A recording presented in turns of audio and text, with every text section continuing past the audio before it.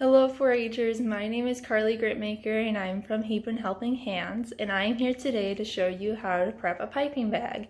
So the first thing that you want to do is you want to wipe down your entire station to make sure nothing extra gets onto your stuff. Then you want to set yourself up with the right tools. For example, I have scissors, my piping bag, the tip that I'm going to be using, and the coupler pieces.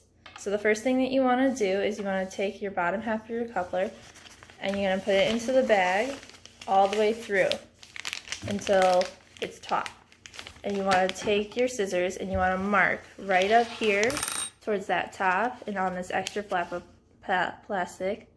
And you want to mark the middle of that with your scissors. This will help you later when you push your coupler down and you cut your piece. And then you'll push it through. And there it is.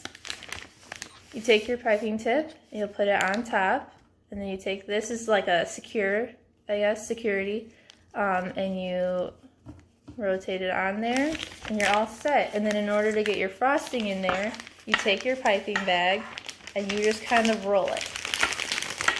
Roll it down, and about halfway, open it up in the middle, and plop your frosting in, and then roll it back up. And then you'll twist, and you're all done.